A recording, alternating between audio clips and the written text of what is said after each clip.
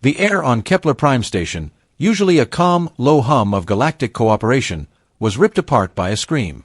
Not just any scream, but the kind that scrapes at your soul. A multi-ton, armored Alliance dreadnought, the ironclad Vengeance, was being torn apart like a tin can.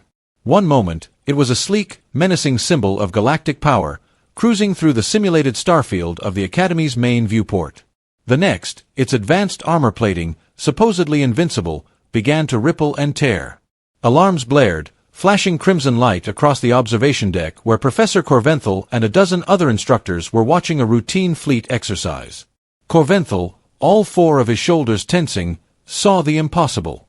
Something inside the dreadnought was expanding, pushing outward, rupturing the hull with sickening pops and groans.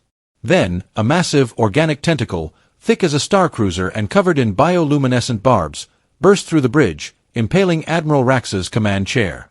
The Admiral, a respected veteran of 3 galactic conflicts, was reduced to a spray of green ichor.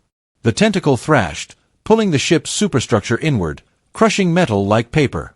The dreadnought buckled, splitting down its spine with a final, deafening shriek of tearing metal and dying alarms.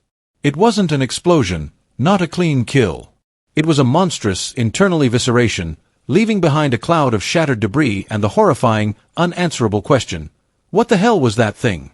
The silence that followed was heavy, punctuated only by the distant, frantic chatter of emergency channels. No one spoke, no one moved.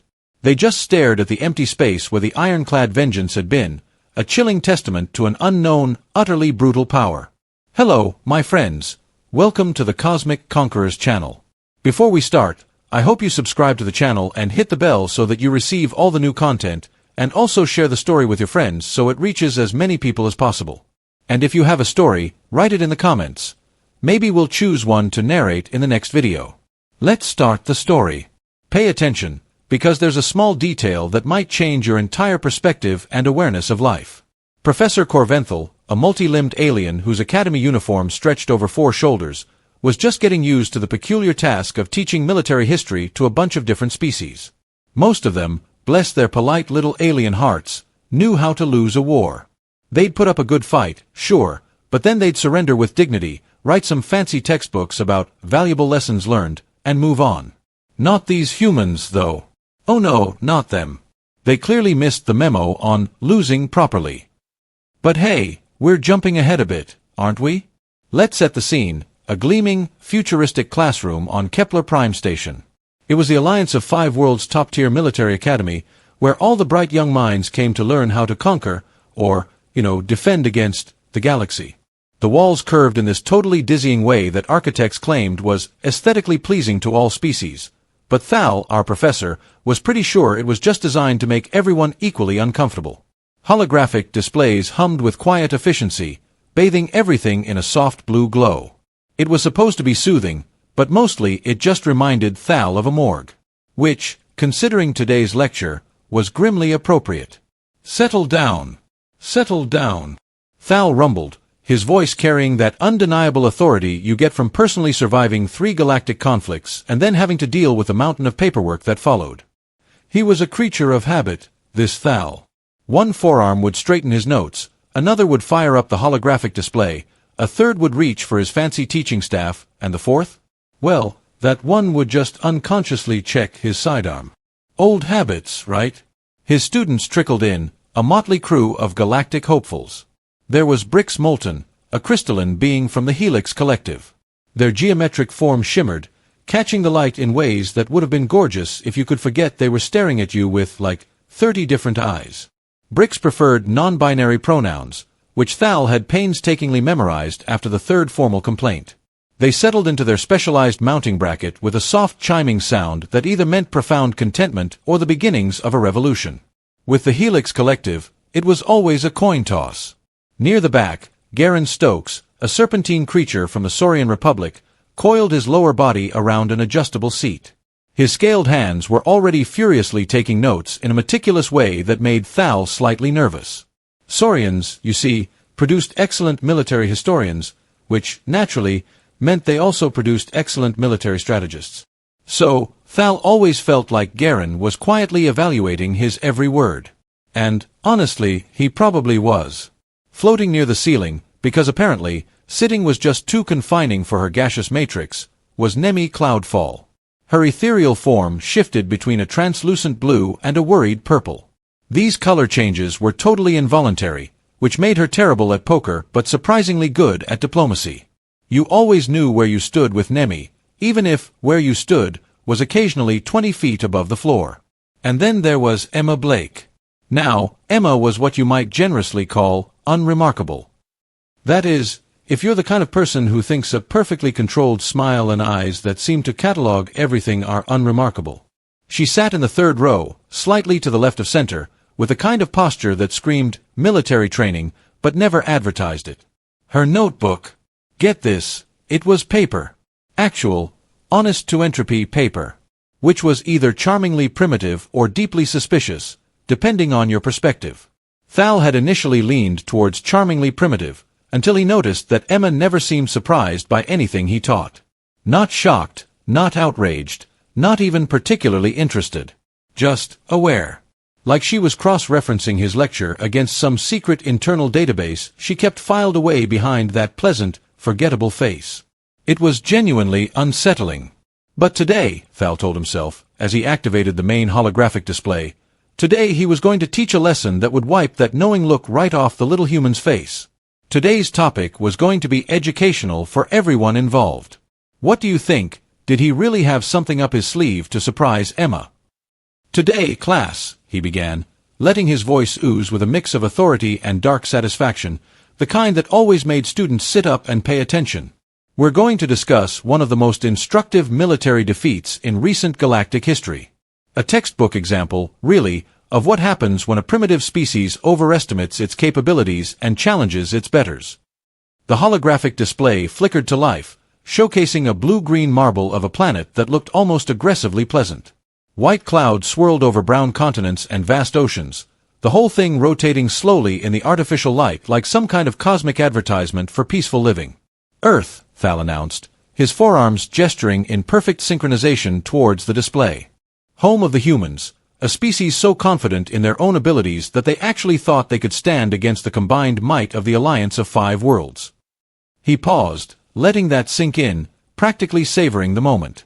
Several students made the appropriate sounds of amazement and derision. Brix's crystalline form shifted into what Thal recognized as amusement, a sort of prismatic giggling. Nemi's gaseous form turned a definitely entertained shade of green. Emma Blake, however, just tilted her head slightly to one side, like she was listening to something the rest of them couldn't hear. What do you think she heard? The Third Saul War, Thal continued, really getting into his groove now, began when the humans refused a perfectly reasonable request to submit to Alliance authority. They claimed their sovereign rights were more important than galactic stability. They insisted that their independence was worth fighting for, even against impossible odds. Another pause. More appreciative murmurs from the class. Someone, probably Garen, let out a soft hissing sound that might have been laughter. The Alliance, of course, Thal went on, puffing out his chest a bit, tried to be reasonable. We offered them generous terms, complete cultural autonomy, local self-governance, even representation in the lower councils.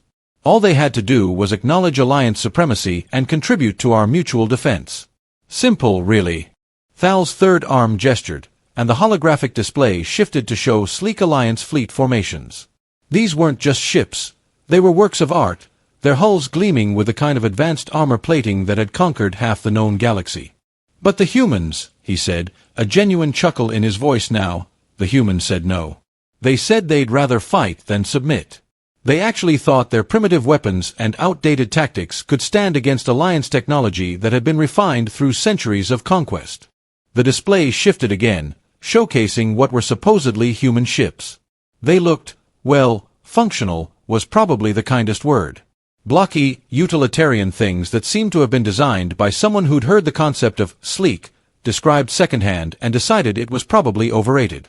The war itself was almost anticlimactic, Thal continued, a dismissive wave of his arm. 5 months of sporadic fighting, mostly around their outer colonies. Their defense platforms fell within weeks. Their lunar installations surrendered without firing a shot. By the end, they were reduced to hiding behind their home planet's gravity well, hoping against hope that someone would come to their rescue. Pitiful, really. Then, Emma Blake raised her hand. It was such a normal gesture, so perfectly polite and academic, that it took Thal a moment to even register what had happened. When he did, he felt a brief flutter of, was that nervousness? Ridiculous! He was a decorated veteran, teaching military history to students, not defending a thesis to a panel of peer reviewers. Yes, Miss Blake. Professor Thal, Emma said, her voice having that same unremarkable quality as the rest of her. Pleasant, respectful, utterly forgettable. I was wondering about the timeline. You mentioned 5 months of fighting, but the preliminary reports I've read suggest the conflict lasted considerably longer. Could you clarify? Thal blinked, all 4 of his eyes in sequence. I'm not sure what preliminary reports you might have access to, Miss Blake, he said, trying to inject some steel into his tone, but I can assure you that the Alliance maintains comprehensive records of all military actions.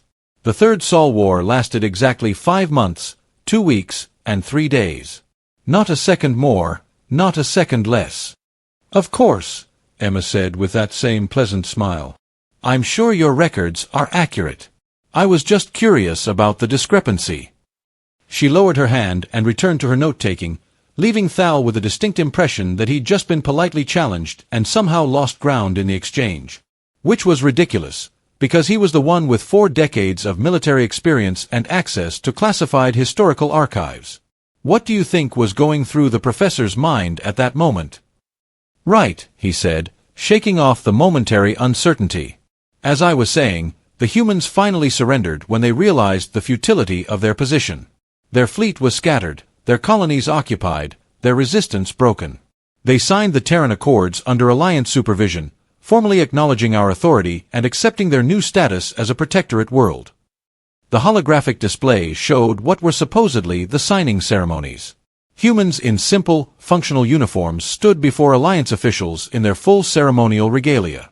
The humans looked appropriately defeated, their heads bowed, their signatures reluctant but resigned. The most instructive part of this conflict, Thal continued, hitting his stride again, was how completely the humans misunderstood the nature of modern warfare. They still thought in terms of individual ship-to-ship combat, as if this were some primitive age when battles were decided by who had the biggest guns and the most courage. Bricks chimed softly, a sound that indicated interest. What was their technological disadvantage, Professor? Thal's second arm gestured towards a new set of displays showing comparative weapon specifications. Essentially, everything. Their energy weapons were at least 2 generations behind Alliance standard. Their armor plating was barely adequate for civilian use, let alone military engagement. Their ships were slow, clumsy, and completely outmatched by Alliance technology. Honestly, it was like bringing a butter knife to a laser sword fight. And yet, Nemi's ethereal voice drifted down from near the ceiling, they chose to fight anyway. Exactly. Thal's enthusiasm was genuine now. A perfect example of how species pride can override rational strategic thinking. The humans actually believed that their fighting spirit could overcome technological superiority. It's almost tragically naive, wouldn't you say? Emma raised her hand again. This time, Thal hesitated for just a moment before acknowledging her. Yes, Miss Blake. I'm sorry to keep interrupting, Emma said, and she really did sound apologetic. But I'm having trouble understanding the orbital mechanics of the conflict. If Earth's defense platforms were destroyed so quickly, how did the Alliance maintain their fleet positions? Wouldn't the debris fields have complicated their approach vectors? I mean, who wants to fly through a cosmic junkyard, right? Thal stared at her. It was such a technical question, so specific and detailed, that it took him completely off guard. Most students, when they asked questions at all, wanted to know about casualty figures or dramatic battle moments. They didn't ask about debris fields and approach vectors. The Alliance fleet used standard evasion protocols, he said, aware that his answer sounded less confident than he'd intended. Debris management is a routine part of any orbital engagement. We have highly paid cosmic janitors for that kind of thing. Of course, Emma agreed. It's just that managing debris fields while maintaining effective firing solutions requires quite a bit of computational power. I was wondering if the Alliance records mention any difficulties with targeting systems or maneuvering restrictions. You know, like trying to thread a needle while dodging angry space rocks. The classroom had gone very quiet. Thal realized that everyone was looking at him, waiting for his response to what should have been a simple question about military logistics. The problem was, he didn't actually know the answer. The historical records he'd been teaching from didn't go into that level of tactical detail. What do you think was the reason he didn't know the answer? Miss Blake, he said, and heard his voice take on that slightly stiff tone that meant he was feeling defensive. I appreciate your interest in the technical aspects of the conflict, but I think we should focus on the broader strategic lessons. The specific details of debris management are peripheral to our purposes here. We're not building a space vacuum cleaner, after all. Emma nodded agreeably. You're absolutely right, Professor. I apologize for getting bogged down in the details. But something in her tone, perfectly respectful, completely deferential, made Thal's primary stomach clench with something he didn't even know was there. Emma Blake had backed down from her question so quickly and politely that it felt less like surrender and more like someone deciding to save their ammunition for a better target. The rest of the class period proceeded normally, or at least, as normally as things could be when you felt like you'd just been lightly grilled by a polite human. Thal covered the aftermath of the conflict, the terms of Earth surrender, and the establishment of Alliance monitoring stations throughout the Sol system. The students took notes, asked appropriate questions about historical precedents and strategic implications, and generally behaved like the eager military academy pupils they were supposed to be. Emma Blake said nothing else for the rest of the period. She just sat there, taking notes on her anachronistic paper with an old-fashioned pen, occasionally glancing up at the holographic displays with that same mild, cataloging expression. But when the class ended and the students began filing out, Thal noticed something that made his primary stomach clench with what might have been apprehension. Emma was still writing, her pen moving steadily across the paper, even though the lecture had ended and there was nothing left to record. Unless, of course, she was writing down her own thoughts about what she'd just heard. Like a secret cosmic diary. As she finally closed her notebook and stood to leave, Emma caught his eye and smiled. The same pleasant, forgettable smile she always wore. Thank you for the fascinating lecture, Professor. I'm looking forward to next week's discussion. I'm sure it'll be just as enlightening. And then she was gone, leaving Thal alone with his holographic displays and the uncomfortable suspicion that he'd just been very politely dissected by someone who knew a great deal more about the Third Saul War than she was letting on. But that was impossible, wasn't it? Emma Blake was just a human exchange student from a conquered world, studying military history like dozens of other students from dozens of other defeated species. She couldn't possibly know more about the conflict than Alliance historical records contained, could she? It was like a goldfish trying to teach a shark about the ocean. Thal began shutting down his displays, telling himself that he was being paranoid. Just because Emma asked unusually detailed questions didn't mean she had access to classified information. Just because she seemed unsurprised by everything he taught didn't mean she already knew the material. Just because she had the kind of controlled demeanor that suggested military training didn't mean she was anything other than what she appeared to be. Nope, just a perfectly normal, polite, and slightly unsettling human student. But as he gathered his teaching materials and prepared to leave the classroom, Thal found himself wondering about something Emma had said. She'd mentioned preliminary reports about the war's duration, then backed down when challenged. But what if she hadn't been backing down at all? What if she'd been testing his knowledge against something else? Some other source of information that contradicted the official Alliance version of events. It was a disturbing thought. Disturbing enough that Thal decided he might need to do some additional research before next week's class. Just to be thorough. Just to make sure his facts were completely accurate. After all, there was nothing worse than being wrong in front of students, especially students who might already know you were wrong before you even opened your mouth. What do you think? Was he being careful, or was he on the verge of uncovering something huge? The following week arrived with all the inevitability of a tactical missile, and Professor Corventhal found himself standing before his holographic displays with what could generously be called confidence, and more accurately be described as stubborn denial. He'd spent the intervening days doing research, extensive research, the kind of research that involved pulling files he hadn't looked at in years and cross-referencing battle reports until his eyes ached and his fourth arm had developed a stress tremor from too much data pad manipulation. What he'd found had been reassuring, mostly. The Alliance records were consistent, detailed, and absolutely clear about the outcome of the Third Saul War. Earth had lost. Decisively. End of discussion. So why did he feel like he was about to step into a minefield? Today, he announced to his assembled students, trying to project an air of calm that he definitely didn't feel, we'll be examining the tactical specifics of the Third Saul War, the weapons used, the strategies employed, and most importantly, why the human resistance collapsed so completely. Prepare for some really depressing numbers, folks. Emma Blake sat in her usual seat, notebook open, pen poised, wearing that same pleasant expression that had been haunting his dreams for a week. She looked like she was settling in for an entertaining show, like watching a really bad Hollywood. The Alliance fleet, Thal continued, activating the holographic display, consisted of 238 vessels of various classes, dreadnoughts, cruisers, destroyers, and support craft, all equipped with the latest in Alliance military technology. The display showed the impressive array of ships, their sleek hulls gleaming with menace and purpose. Against this force, the humans deployed. Thal paused for dramatic effect, 63 ships of primitive design and questionable combat capability. Appreciative murmurs from the class. Even Nemi's gaseous form shifted to an amused shade of orange. The engagement began at the edge of their solar system, Thal continued, where human forces attempted to establish a defensive perimeter. Their tactics were, well, quaint might be the diplomatic term.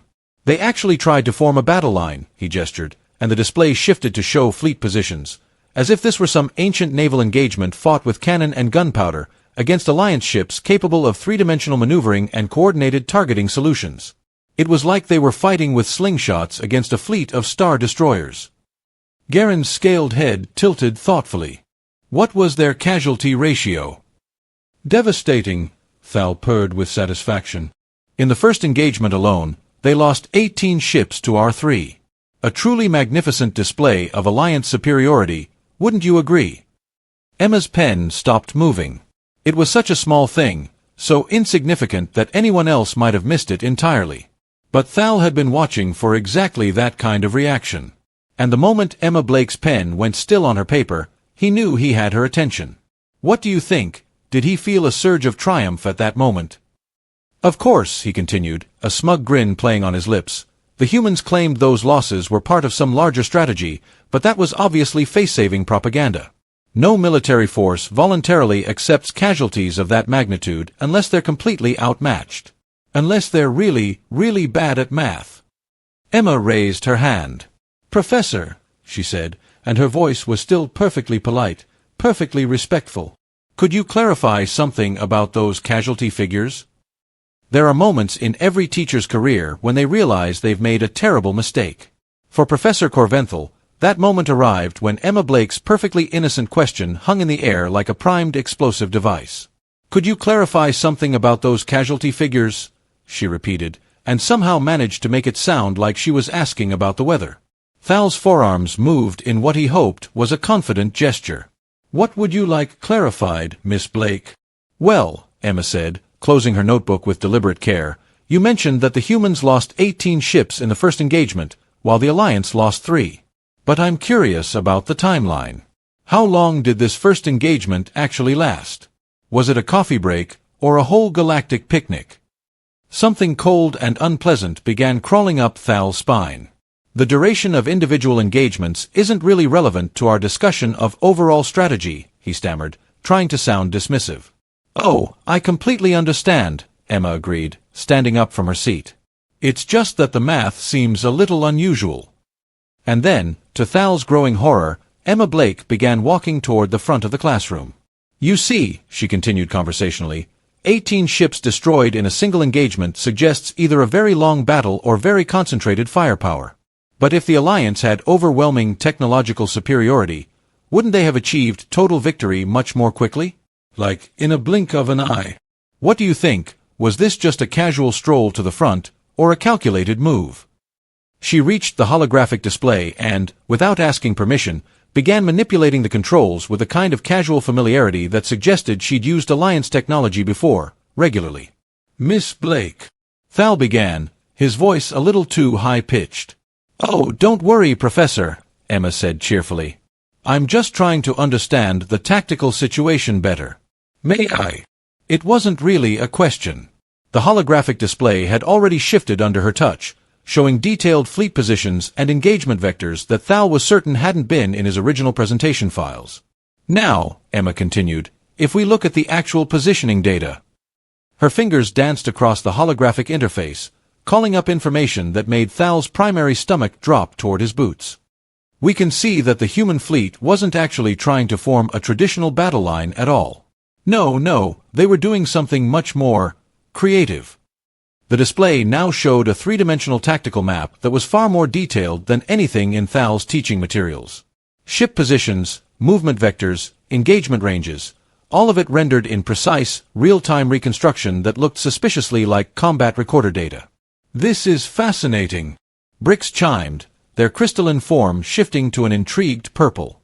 Where did this data come from? Did Emma just pull it out of a hat? Emma glanced back at the class with that same pleasant smile. Oh, these are just the standard Alliance tactical archives.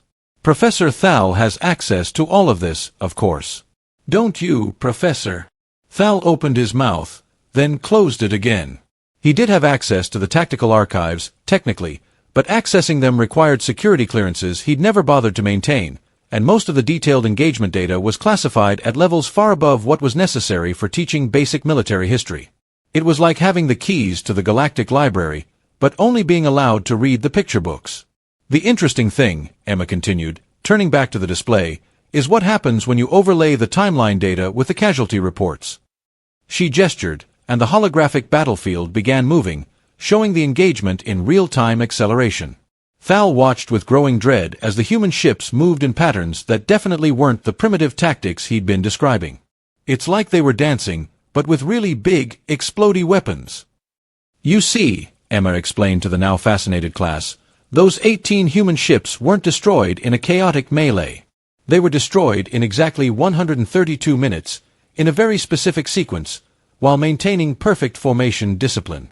The display showed it clearly now. Human ships dying in careful order, their formations never breaking, their remaining vessels continuing to execute complex maneuvers even as their companions were destroyed around them. Talk about dedication, right? But here's the really interesting part, Emma said.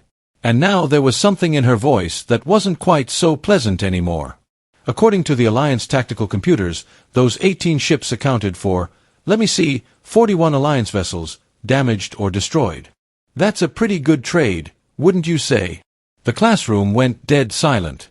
Even Nemi's gaseous form had gone completely still, hovering near the ceiling in a state of what might charitably be called shock. Thal found his voice, though it came out as more of a croak. That can't be right. The reports clearly state. Oh, the reports, Emma said and turned to face him directly. Yes, let's talk about the reports, shall we? She gestured again, and the display shifted to show document after document. Official Alliance communications, battle summaries, casualty lists, strategic assessments, all of them bearing the seals and signatures of Alliance High Command. Looks pretty official, doesn't it? The reports that you've been teaching from, Emma continued, are actually quite interesting documents. Beautifully written, very detailed, extremely consistent. There's just one small problem with them. Another gesture. The documents began highlighting specific sections, cross-referencing timestamps, showing communication pathways between Alliance commanders. They were never meant to be historical records, Emma said, a glint in her eye. They were propaganda pieces designed to be intercepted by human intelligence services. The Alliance wanted Earth to believe they were winning right up until the very end. They were basically writing a very convincing, very expensive fan fiction. Garen's serpentine form had gone absolutely rigid. Are you suggesting that the Alliance falsified their own records? That's treason, isn't it? Emma turned toward him, and for the first time since Thal had known her, her expression was something other than pleasantly unremarkable. It was sharp, predatory, and absolutely confident. I'm not suggesting anything, she said. I'm stating facts based on the actual tactical data stored in Alliance archives. Would you like to see what really happened during the Third Saul War? I promise, it's much more exciting than the version you've been reading. Without waiting for an answer, she gestured, and the entire holographic display changed. Gone were the neat formations and simple casualty figures Thal had been teaching. In their place was a tactical nightmare. Alliance fleets scattered and broken. Human ships moving in impossible patterns. Engagement after engagement showing the same devastating pattern of Alliance losses. It was like someone had replaced a pleasant landscape painting with a terrifying abstract piece. The Third Saul War, Emma said, her voice now carrying the kind of authority that came from actual combat experience, lasted 8 months, 2 weeks, and 5 days. The Alliance committed 412 vessels to the conflict, not 238. Of those, 396 were either destroyed or damaged beyond repair. That's almost the entire fleet, folks. What do you think? Did they learn their lesson after that? The display showed it all. Broken Alliance ships, scattered debris fields, desperate retreat patterns that looked nothing like the victorious advance Thal had been describing. The humans, Emma continued relentlessly, lost a total of 23 vessels, not 18 in the first engagement, 23 in the entire war. Seems like they got a pretty good deal, huh? Thal felt himself sinking into his chair, all 4 of his arms hanging limply at his sides. But the surrender documents, the Terran Accords. Emma's smile returned, but now it was sharp enough to cut steel. Oh yes, the surrender documents. Those are quite real. Would you like to know who signed them? She gestured one final time, and the holographic display showed the signing ceremony that Thal had been using to illustrate human defeat. But now, with the full tactical data available, the context was impossible to ignore. The figures in the simple, functional uniforms weren't humans accepting defeat. They were Alliance commanders surrendering to human forces. Their formal regalia stripped away, their heads bowed in acknowledgement of absolute, crushing defeat. Who's the big shot now, Professor? The Alliance of 5 Worlds, Emma said quietly, surrendered unconditionally to Earth forces on the 253rd day of the war. The Terran Accords weren't terms of human submission. They were terms of Alliance capitulation. Big difference, right? The silence that followed Emma's revelation was the kind of absolute quiet that usually preceded either enlightenment or mass panic. In a classroom full of military academy students representing various species, who had all been taught that the Alliance of 5 Worlds was the supreme galactic power, it was definitely leaning toward the panic side of things. It was like finding out your favorite superhero was actually a supervillain. Professor Corventhal sat behind his desk, all 4 of his arms now trembling slightly, staring at holographic displays that showed his entire career had been built on a lie. Not just any lie, but the kind of comprehensive, multi-layered deception that required decades of coordination and the cooperation of entire governments. It was a lie so big, it had its own zip code. "This is impossible," he whispered, and his voice carried the kind of desperate hope that suggested he knew perfectly well it wasn't impossible at all. "Please tell me it's all a dream." Emma Blake turned away from the holographic display, her hands clasped behind her back in a posture that any military observer would recognize as parade rest. The pleasant, unremarkable student was gone entirely now, replaced by someone who moved with the controlled precision of a professional soldier. "Professor Thal," she said, and her voice carried a gentle sympathy that was somehow worse than outright mockery. "I understand this is difficult to process. The Alliance put considerable effort into maintaining this narrative. It was quite an elegant solution, really. A real masterclass in fake it till you make it, wouldn't you say?" Garen's serpentine form uncoiled slightly as he found his voice. "Solution to what?" Emma glanced at him, then back at the tactical displays still showing the true scope of Alliance defeat. "To the problem of losing a war so completely that it threatened the entire structure of galactic politics. Imagine the chaos. Everyone would have been running around like headless space chickens." She gestured, and the display shifted again, showing star charts and political boundaries that Thal recognized as current galactic maps. "You see, the Alliance of 5 Worlds built their entire civilization on the premise of technological and military superiority. They were the advanced species, the natural leaders, the ones destined to guide lesser civilizations toward enlightenment. The galactic equivalent of the popular kids at school." Brix's crystalline form shifted through several colors before settling on a worried amber. "And then they encountered humans." "And then they encountered humans," Emma agreed. "A species that had developed entirely outside Alliance influence, with technologies and tactics that the Alliance had never seen before. The humans weren't just primitive barbarians who needed guidance. They were a completely independent civilization that had reached equivalent technological development through entirely different methods. It was like trying to put a square peg in a round galactic hole. The holographic display now showed human ship designs in detail. Those same blocky, utilitarian vessels that Thal had dismissed as primitive, but with the full technical specifications visible, they looked anything but outdated. Who knew ugly could be so deadly? The Alliance made the classic mistake of assuming that unfamiliar meant inferior, Emma continued. Human ships looked primitive because they were designed for different tactical doctrines. Human weapons seemed weak because they operated on principles the Alliance had never encountered.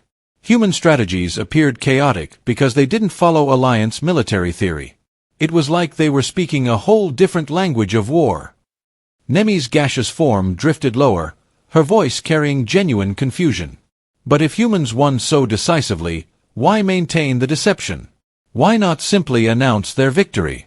Wouldn't that be a massive, told-you-so moment? Emma smiled, and for the first time since her transformation from pleasant student to military analyst, there was genuine warmth in the expression. Because, Nemi, humans are probably the most diplomatically ruthless species in the known galaxy. They understood something the Alliance never did, that total victory can be more damaging than strategic defeat. What do you think? Was this an act of mercy, or just really smart politics? She gestured again, and the display shifted to show political and economic data spanning the decades since the war. If humans had announced their victory, what would have happened? The Alliance would have collapsed. Their client species would have rebelled, and the entire galactic political structure would have descended into chaos. Billions of beings would have suffered. It would have been a cosmic dumpster fire. The implications hung in the air like a tactical nuclear device. Thal felt his worldview crumbling in real time as he processed what Emma was telling them. So instead, Emma continued, humans offered the Alliance a deal. They would maintain the fiction that the Alliance had won, allow the existing political structure to continue, and even provide covert support to maintain stability. In exchange, the Alliance would agree to certain modifications to their policies.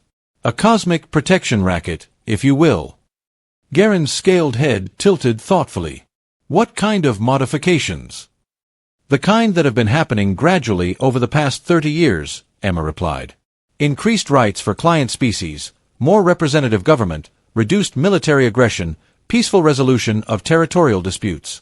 All the things that humans wanted in the first place, achieved through political pressure rather than military conquest. They basically got a galactic makeover, but without the messy breakup. The holographic display now showed a timeline of Alliance policy changes, and Thal recognized them all. Reforms he attributed to enlightened Alliance leadership, progressive thinking, and natural political evolution. But seeing them laid out in sequence, following immediately after the Third Saul War, the pattern was unmistakable. Humans, Emma said, got everything. And with that, we have reached the end of the story. But stories don't end here. If you like the story, don't forget to hit like and subscribe to the channel so you receive all the new content. And if you have an opinion or something that caught your attention, leave a comment and let's discuss together. I'm waiting for your opinions, and see you in the next story. Bye.